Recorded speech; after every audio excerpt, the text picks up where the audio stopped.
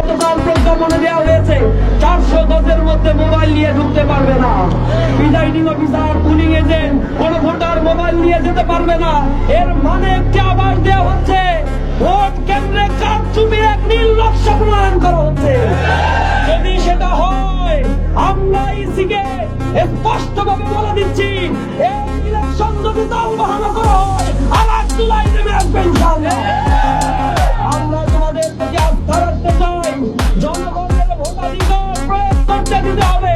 যদি ভোটাধিকারের ক্ষেত্রে কোনো দল বাহানা করা হয়, তবে মেনে হবে না।